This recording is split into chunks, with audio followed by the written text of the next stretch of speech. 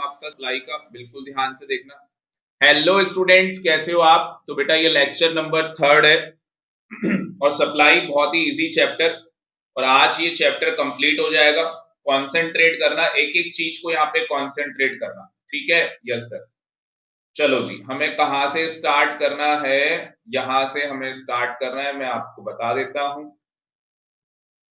आज का जो टॉपिक होगा हमारा, ये पेज निकाल लो, और नेक्स्ट नेक्स्ट जो मंडे आएगा, मैं स्टैट्स के भी जो लेक्चर रिकॉर्ड हो गए थ्योरी वाले, वो मैं आपके साथ शेयर कर दूंगा, ठीक है ना? थ्योरी वाले लेक्चर मैं आपके साथ शेयर कर दूंगा। तो यहाँ पे ध्यान से देखो, सबसे पहले यहाँ पे क्या बोल रहा है भाई? कह रहा है due to change in other factor. कह रहा है जो सप्लाई कर्व है ना, उसमें चेंज आ जाएगा।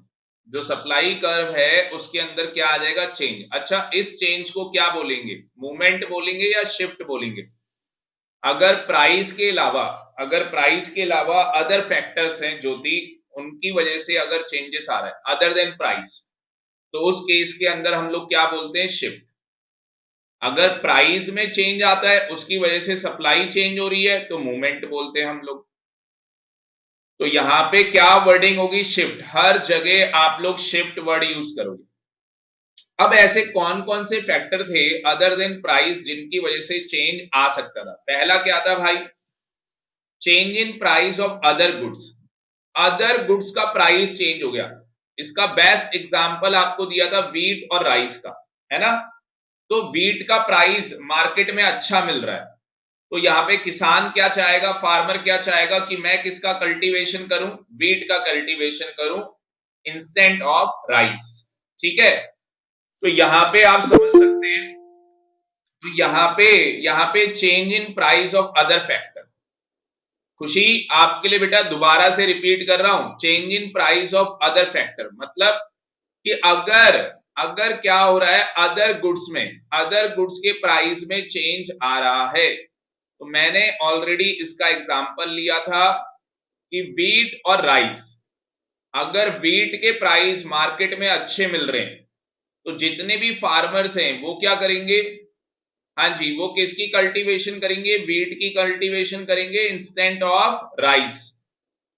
तो यहां पे आपको क्या करना है, जो ये टॉपिक है आज का, इसके अंदर दो बातें होंगी। Increase in price of other goods, या तो प्राइस देखो अदर गुड्स का इंक्रीज होगा, और या तो प्राइस क्या होगा? डिक्रीज होगा। अब मुझे बताओ कि अगर अदर गुड्स का प्राइस क्या हो रहा है, अदर गुड्स का प्राइस क्या हो रहा है अगर इंक्रीज हो रहा है, तो मुझे बताओ उस केस के अंदर जो हमारी सप्लाई कर्व है वो लेफ्टवर्ड शिफ्ट हो जाएगी। कौन से वर्ड शिफ्ट हो जाएगी? लेफ्टवर्ड शिफ्ट हो जाएगी। क्यों होगी? देखो leftward shift, when price of other goods rise, other goods के प्राइस क्या है भाई? बढ़ रहे हैं, then production of such goods become more profitable, yes और no, in comparison to given commodity. As a result supply falls, इसकी वजह से क्या होगा? सप्लाई फॉल कर जाएगी। OQ से कहां चली जाएगी? OQ1। पहले सप्लाई कहां पे थी? OQ। अब सप्लाई क्या हो जाएगी? OQ1। No change in price, price में कोई चेंज नहीं आ रहा। चेंज किस में आ रहा है? अदर गुड्स के प्राइस में चेंज आ रहा है। भैया अदर गुड्स के प्राइस में चेंज आ रहा है, तो अदर गुड्स की सप्लाई मार्केट में बढ़ जाएगी, और जो गुड्स आप सप्लाई कर रहे हो उसकी सप्लाई क्या हो जाएगी? कम हो जाएगी। रीजन क्या है? क्योंकि जितने भी यहाँ पे उत्पादन करने वाले लोग हैं, प्रोड्यूसर हैं, खुशी, अभ्या, दीपांशु, जितने भी यहाँ पे क्या है भाई प्रोड्यूसर हैं, वो क्या चाहेंगे कि हम उसी गुड्स का उत्पादन करें, उसी गुड्स को सप्लाई करें जिसका प्राइस हमें क्या है? हायर मिल रहा है, अच्छा प्राइस मिल रहा है। बात समझ में आ रही है? तो यहाँ पे लेफ्टवर्ड शिफ्ट हो जाएगा। सप्लाई कर्व SS से कहां चला जाएगा? S1 S1। समझ में आया या नहीं आया? अब सेम आप लोग क्या कर सकते हो? Decrease in price of other goods, आप लोग यहां पे क्या है? ग्राफ बना सकते हो। सबसे पहले आपका फोकस होगा ग्राफ के ऊपर। अब मुझे बताओ अगर डिक्रीज हो गया प्राइस अदर गुड्स का, तो क्या होगा? जिस गुड्स को आप सप्लाई कर रहे हो उसकी डिमांड बढ़ जाएगी। Fall in price of other goods make a production of given quantity more profitable, तो इंक्रीज द सप्लाई, आप अपनी सप्लाई बढ़ा दोगे, OQ से कहां चले जाओगे, OQ1। तो सबसे पहले आपको ग्राफिकल रिप्रेजेंटेशन देखनी है, उसके बाद अगर आपको कॉन्सेप्ट की नॉलेज है तो आपको इजीली समझ में आ जाएगा। ठीक है खुशी, दीपांशु, बेटा चैट बॉक्स में बताओ समझ में आया या नहीं, जल्दी बताओ चैट बॉक्स में। जितनी जल्दी बताओगे उतनी जल्दी जल्दी हम लोग आगे बढ़ने वाले हैं। यहाँ पे चैट बॉक्स में मुझे बता दो जल्दी से, समझ में आया या नहीं आया। हाँ जी, चैट बॉक्स में खुशी को आ गया, वेरी गुड। ठीक है दीपांशु, आगे देखो बेटा, change in price of factor of production. Factor of production क्या होते हैं, लैंड, लेबर, कैपिटल और इंटरप्रेन्योर। तो अगर भाई हमारा फैक्टर ऑफ प्रोडक्शन क्या हो रहा है, उसका factor of production increase in price, factor of production का प्राइस बढ़ रहा है, भाई लेबर हमें महंगी मिल रही है, ठीक है ना, लैंड हमें महंगी मिल रही है, जो दुकान हमने ली है अपने बिजनेस के लिए उसका रेंट ज्यादा है। तो मुझे बताओ अगर उसका रेंट ज्यादा होगा, पहले के कंपैरिजन में उसका रेंट ज्यादा हो गया, तो मुझे बताओ आपकी जो कॉस्टिंग है, जो काम आप पहले करते थे वो आपका काम महंगा हो जाएगा, नहीं हो जाएगा। आपको भी तो रेट बढ़ाने पड़ेंगे अपने, आप अपना खर्चा कहां से निकालोगे, वही तो बिजनेस है आपका। तो अगर rise in price of factor of production, अगर फैक्टर ऑफ प्रोडक्शन के प्राइस बढ़ जाते हैं तो हमारी कॉस्ट भी बढ़ जाएगी, इससे हमारा प्रॉफिट क्या हो जाएगा, रिड्यूस हो जाएगा। तो हमें हमारी सप्लाई क्या हो जाएगी, कम हो जाएगी, क्योंकि जो कस्टमर है वो आना बंद कर देगा। सीधी सी बात है, कोई सा भी बिजनेस आप ले सकते हो, अगर किसी भी चीज की आपकी कॉस्ट ऑफ प्रोडक्शन बढ़ रही है, अगर किसी भी चीज की आपकी कॉस्ट ऑफ प्रोडक्शन बढ़ रही है तो उस केस के अंदर आपके प्रॉफिट मार्जिन कम हो जाएंगे और आपकी जो सप्लाई है वो देखो फॉल हो जाएगी। फॉल का मतलब लेफ्टवर्ड शिफ्ट हो जाएगी, तो आप यहाँ पे बता दोगे लेफ्टवर्ड शिफ्ट हो जाएगी। आपको नहीं लग रहा डायग्राम सेम है जो ऊपर बनाया था, बस यहाँ पे क्या करना है, एग्जाम में आ जाएगा change in price of factor of production. बताओ जी क्या होगा, दो सिचुएशन होंगी, इंक्रीज और डिक्रीज। डिक्रीज वाले में ऐसे बन जाएगा ग्राफ, लिख के आ जाओगे। तो अगर कोई बच्चा ये रिकॉर्डेड लेक्चर देख रहा है और कोई प्रॉब्लम आती है प्लीज मुझे व्हाट्सएप करो, प्लीज आप मुझे व्हाट्सएप करके बताओ। अगला आ जाता है टेक्नोलॉजी। टेक्नोलॉजी को बाद में लेते हैं, पहले टैक्सेशन बता देता हूं आपको। टैक्सेशन पॉलिसी देखो दीपांशु, अब टैक्सेशन पॉलिसी में क्या हो रहा है, यहां पे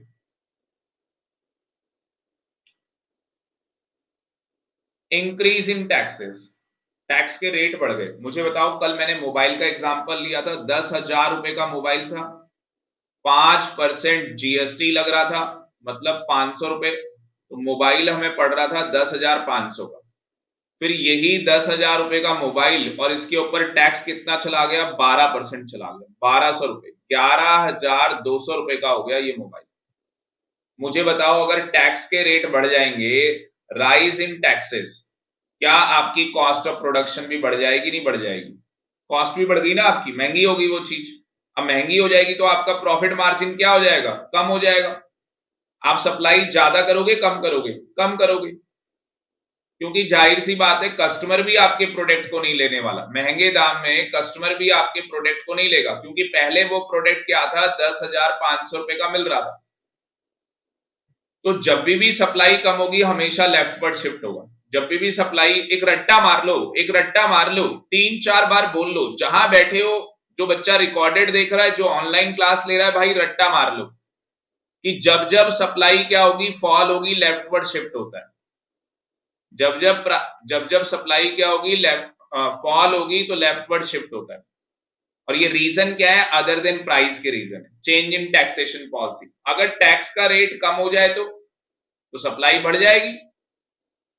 भाई पहले पहले 12% टैक्स लग रहा था, अब उसी प्रोडक्ट पे टैक्स 5% लग रहा है, क्या प्रॉफिट मार्जिन बढ़ जाएगा, नहीं बढ़ जाएगा, बढ़ जाएगा।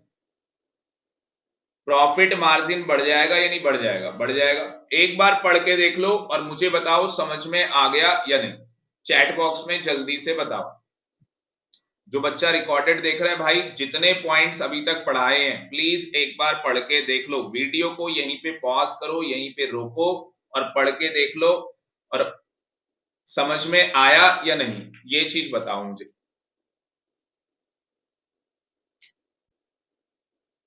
खुशी देखो बेटा आगे चलते हैं, टेक्नोलॉजी में आ जाओ, दीपांशु आ जाओ बेटा।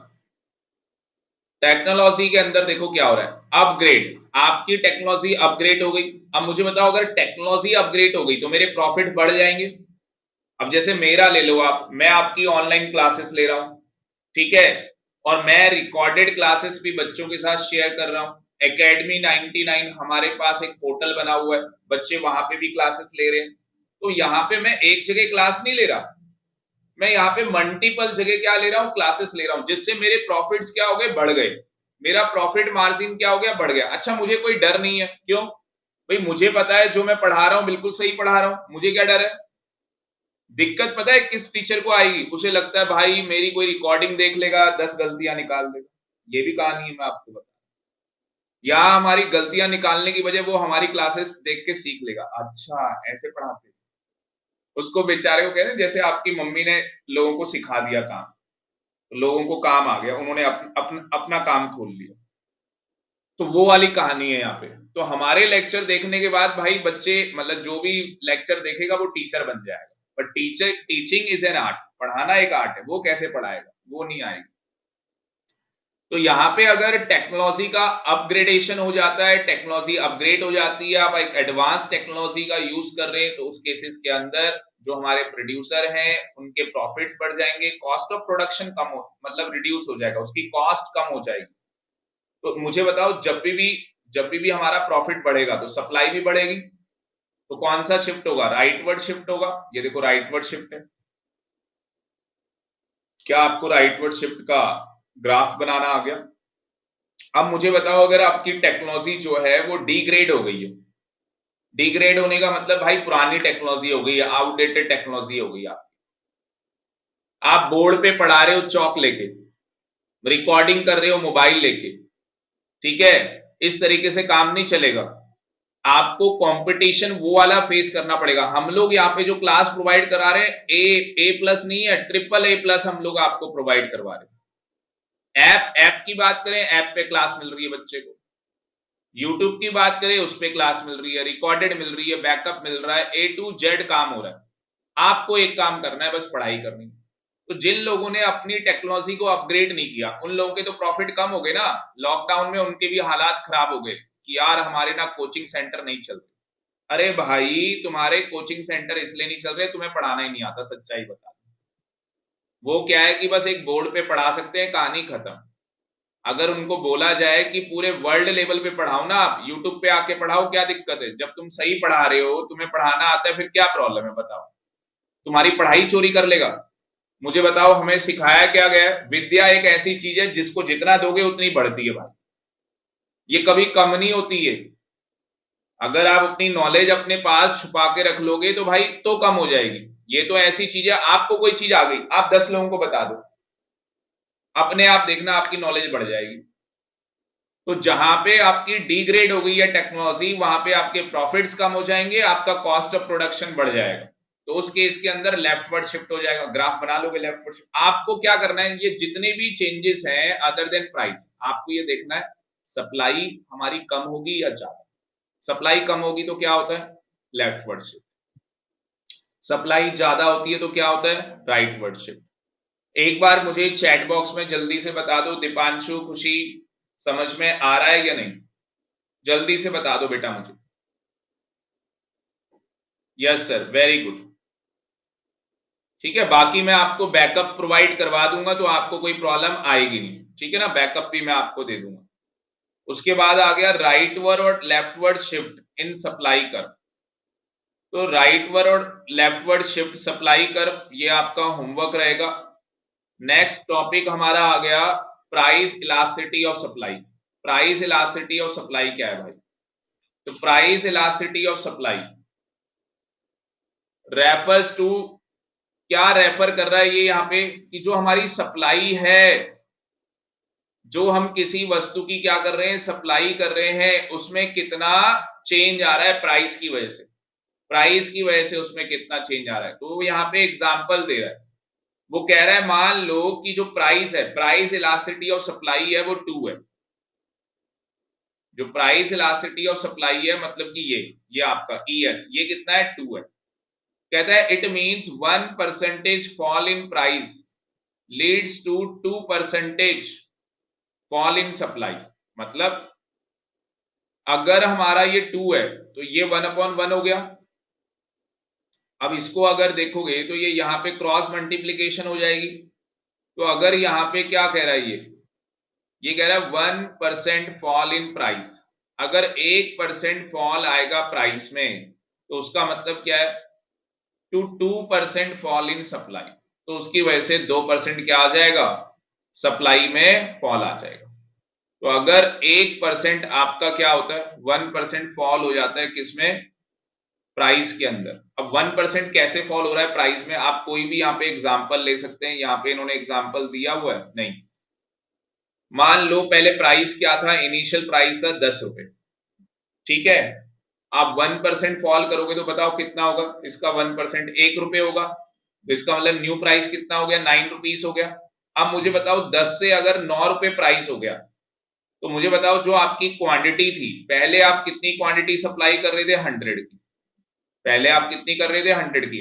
अब न्यू क्वांटिटी क्या आ जाएगी, न्यू क्वांटिटी क्या आ जाएगी, देखो अभी मैं बताता हूं कैसे निकलेगी।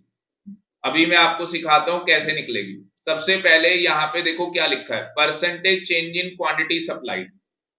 Percentage change in quantity supplied, quantity supplied, रुक जाओ, पहले हम परसेंटेज चेंज इन प्राइस निकालते। कैसे निकालेंगे, डेल्टा प्राइस। डेल्टा प्राइस का मतलब प्राइस में कितना चेंज आया, कितना चेंज आया बताओ, प्राइस में 1 रुपए का चेंज आया। इनिशियल प्राइस कितना था, 10 रुपए, मल्टीप्लाई में क्या कर दोगे, 100, क्या हो गया ये 10%।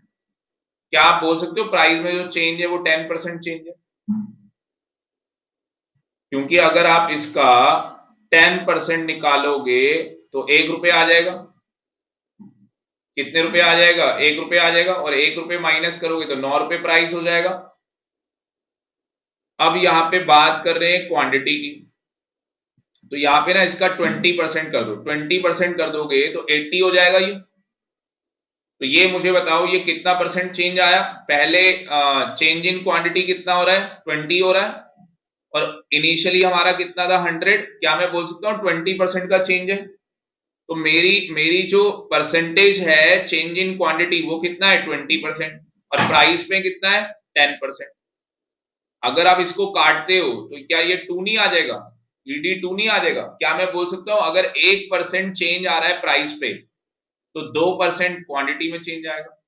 क्या ये ऊपर यही लिख रहा था, ऊपर यही लिखा था ना इसने, 1% प्राइस में चेंज आएगा तो इसकी वजह से क्या होगा, 2% जो सप्लाई है वो फॉल हो जाएगी। इसका उल्टा भी कर सकते हो, अगर मान लो प्राइस बढ़ रहा है 1% तो जो सप्लाई है वो 2% डबल हो जाएगा। मतलब अगर ये 20 है तो ये 40% हो जाएगा।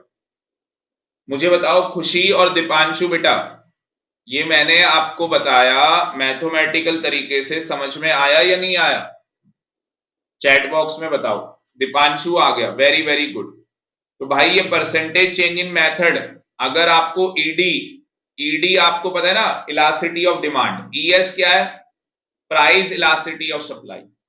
ईएस क्या है, प्राइस इलास्टिसिटी ऑफ सप्लाई। तो अगर एग्जाम में आता है प्राइस इलास्टिसिटी ऑफ सप्लाई कैसे निकालते हैं, तो आप एग्जाम में फॉर्मूला लिख के आ जाना, ठीक है, फॉर्मूला लिख के आ जाना, change in percentage change in quantity supplied, percentage change in price. उसके बाद प्रपोर्शनेट मेथड, ये और आसान है। मुझे बताओ ईडी कैसे निकालते थे, डेल्टा पी अपॉन में डेल्टा क्यू मल्टीप्लाई में क्या करते थे भाई, सॉरी डेल्टा क्यू आता था क्या ऊपर, यस, डेल्टा क्यू अपॉन में पी, और नीचे पी अपॉन में क्यू, ये मल्टीप्लाई होता था। तो यहाँ पे भी सेम यही है, ईएस डेल्टा क्या आ जाएगा, क्यू, डिवाइड में क्या आ जाएगा, डेल्टा पी, मल्टीप्लाई में पी अपॉन में क्यू। ये देखो आप, ये नीचे फॉर्मूला बना रखा है। तो ये किसका फॉर्मूला है, प्रपोर्शनेट मेथड का फॉर्मूला है। ये किसका फॉर्मूला है, प्रपोर्शनेट मेथड का फॉर्मूला है। अगर ये आप देखोगे, ये क्वेश्चन दिया, एग्जाम्पल दिया हुआ है, प्राइस क्या है आपका 10 रुपए पर यूनिट, और फर्म यहाँ पे सप्लाई क्या कर रही है, 50 यूनिट्स यहाँ पे सप्लाई कर रही है। व्हेन प्राइस राइज, देखो प्राइस 12 रुपए चला गया ना, 10 से कहां चला गया, 12 रुपए चला गया, तो हमने अपनी सप्लाई भी क्या कर दी, इंक्रीज कर दी। क्या सबसे पहले आप percentage change in quantity supplied निकाल लोगे, सप्लाई में कितना चेंज आया, 20 रुपीज का चेंज आ गया, इनिशियली कितनी थी, 50 रुपए, 40% चेंज है। कितना चेंज है 40%। ऐसी प्राइस का निकाल लोगे परसेंटेज वो 20% है। अगर दोनों निकाल लोगे तो ईएस आ जाएगा। ईएस कितना आ गया 2 आ गया। ईएस कितना आ गया 2। 2 का मतलब क्या होता है डबल। कि अगर भाई प्राइस पे 1% चेंज आ रहा है तो सप्लाई में 2% आएगा। अगर प्राइस पे 20% आ रहा है तो 40%। तो ईएस अगर 2 दिया है तो उसका मतलब समझ में आ गया। ठीक है। उसके बाद ये आपका होमवर्क रहेगा, एक बार इसे पढ़ लेना, कोई दिक्कत नहीं है। ठीक है। Kinds of elasticity of supply देखो क्या है। ये आपने ईडी में भी पढ़ा था। ईडी में भी पढ़ा था आपने। ईडी इक्वल टू क्या होता है भाई इन्फिनिटी। आपने पढ़ा था या नहीं पढ़ा था? पढ़ रखा आपने ये साथ। तो सेम कॉपी कट पेस्ट। अगर एग्जाम में आता है perfectly elastic supply, perfectly elastic supply का मतलब क्या होता है ईएस इन्फिनिटी। और ईएस इन्फिनिटी का मतलब क्या होता है? ईएस इन्फिनिटी का मतलब क्या होता है no change in price. Price पे कोई चेंज नहीं आ रहा पर सप्लाई क्या हो रही है बढ़ रही है, या सप्लाई क्या हो रही है कम हो रही है, कुछ भी हो सकता है। तो एग्जाम में कैसे लिख के आओगे infinity supply at a particular price supply become zero with a state fall in price then supply of a commodity is said to be perfectly elastic. तो इसको क्या बोलते हैं परफेक्टली इलास्टिक बोलते हैं। तो परफेक्टली इलास्टिक का मतलब क्या हो गया भाई प्राइस पे कोई चेंज नहीं है, सप्लाई कम भी हो सकती है ज्यादा भी हो सकती है। देखो OQ से OQ2 भी जा सकती है और OQ से OQ1 भी जा सकती है। ठीक है। उसके बाद परफेक्टली इनइलास्टिक का मतलब क्या होता है जीरो। इनइलास्टिक वर्ड का मतलब क्या होता है जीरो। इलास्टिक वर्ड का मतलब क्या होता है इन्फिनिटी। देखो सप्लाई डज नॉट चेंज, इसमें सप्लाई में चेंज नहीं आएगा। किसमें चेंज आएगा प्राइस में चेंज आएगा। प्राइस क्या हो रहा है बढ़ रहा है, प्राइस आपका बढ़ रहा है। हाई इलास्टिक में क्या होता है percentage change in quantity supplied more than percentage change in price. मतलब कि जो परसेंटेज चेंज है क्वांटिटी सब, देखो क्वांटिटी का ज्यादा गैप है। कहां है क्वांटिटी, हाँ ये देखो ये क्वांटिटी का ज्यादा गैप होगा किसके कंपैरिजन में प्राइस के कंपैरिजन। तो अगर आप यहां पे देखोगे क्वांटिटी कितनी चेंज हो रही है 100% चेंज हो रही है। क्योंकि 100 का 100% निकालोगे तो कितना आ जाएगा ये 200 आ जाएगा। और इसमें कितना चेंज आ रहा है 5% चेंज आ रहा है। क्योंकि 10 का 5% निकालोगे 5 रुपए आएगा, ये 15 हो जाएगा। तो यहां पे आप देख सकते हो ईडी ईडी ग्रेटर देन क्या हो जाएगा 1 हो जाएगा।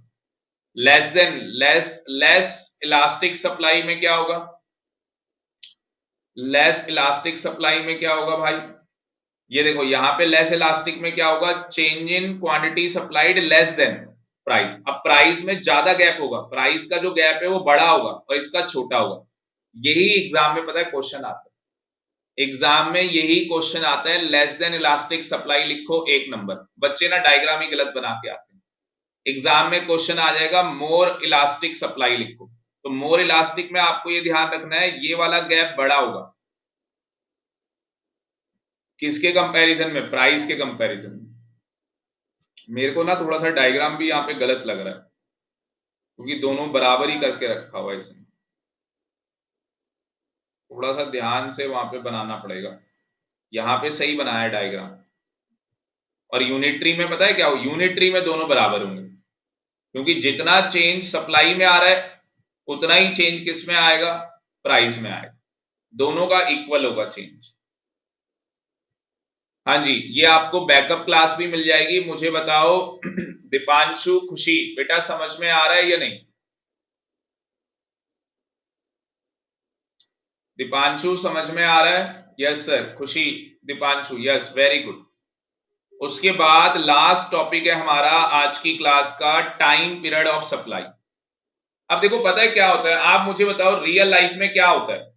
क्या रियल लाइफ के अंदर, क्या रियल लाइफ के अंदर सप्लाई एकदम से चेंज हो जाती है? नहीं, ऐसा नहीं होता रियल लाइफ के अंदर। अब मान लो पेरिशेबल गुड्स ही है, यहां पे देखो एग्जांपल भी दिया है पेरिशेबल गुड्स का। तो यहां पे बोला है, यहां पे क्या कह रहा है जो सप्लाई है डिवाइडेड इनटू 3 पीरियड्स। सप्लाई के 3 पीरियड होते हैं। एक कौन सा पीरियड होता है वेरी शॉर्ट पीरियड होता है। एक पीरियड कौन सा होता है, वेरी शॉर्ट पीरियड। दूसरा कौन सा पीरियड होगा, शॉर्ट पीरियड और लॉन्ग पीरियड।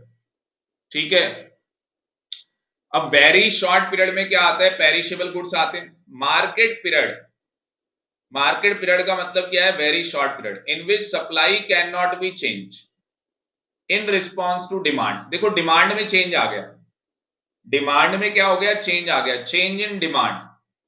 मार्केट के अंदर डिमांड में क्या आ गया, चेंज आ गया। मान लो डिमांड बढ़ गई किसी चीज की, तो क्या जो पेरिशेबल गुड्स हैं, क्या उनकी सप्लाई एकदम से बढ़ जाएगी, नहीं, टाइम लगेगा थोड़ा सा, एकदम से नहीं बढ़ेगी। उसमें क्या लगता है, टाइम लगता है। Supply of a commodity takes time, वो टाइम लेती है। आ गई बात समझ में? तो ये आपको ध्यान रखना चाहिए मार्केट के अंदर क्या हो रहा है। जैसे मान लो टमाटर है भाई, तो टमाटर के ना, टमाटर की डिमांड बढ़ गई मार्केट में, प्राइस नहीं बढ़ा है। ये कई बच्चे ना गलत समझ लेते हैं इसको।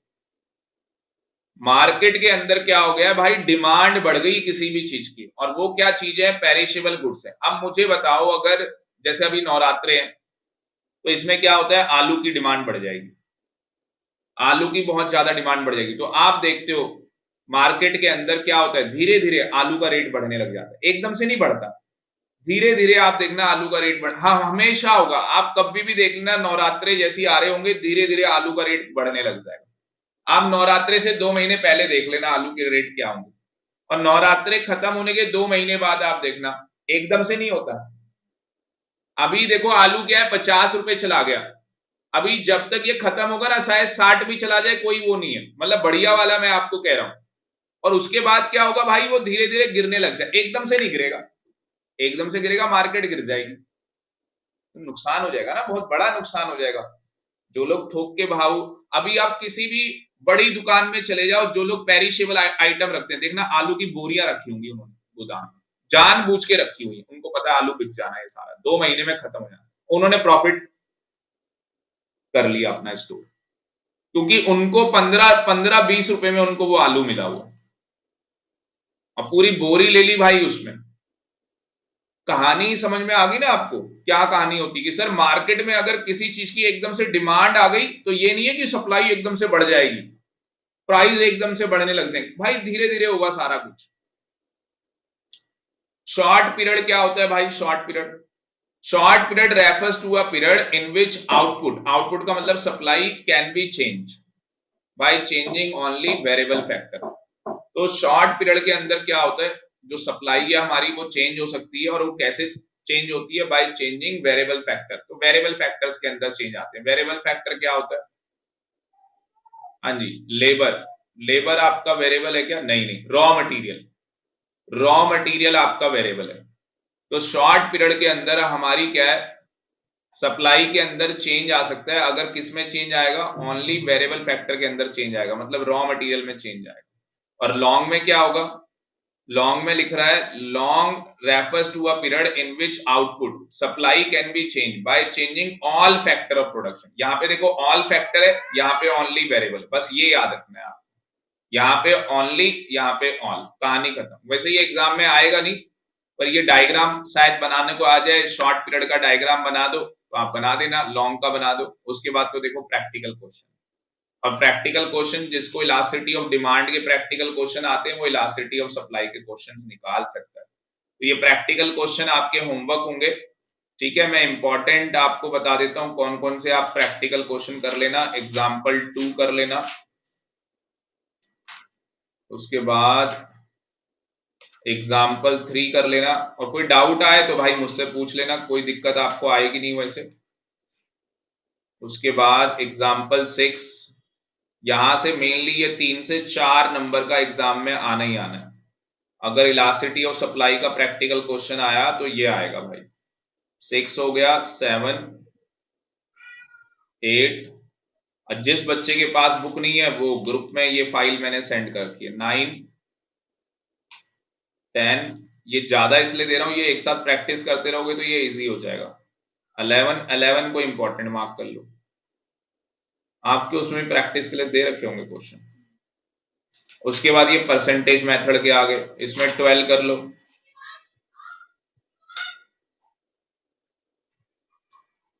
15 कर लो, 16 कर लो, 17 कर लो, 18 कर लो, 20 कर लो, उसको उठा लेना है एक बार ना, चुप हो जाएगा। तो ये सारे क्वेश्चंस आपको करने पड़ेंगे। उठा लो, आप उठा लो, आ जाएगा। हाँ, रुक जा, मैं उठा। तो एक बार मुझे बताओ, ये क्वेश्चन कर लोगे? तो ये वाला लेक्चर हम लोग यहीं पे कंक्लूड कर रहे हैं।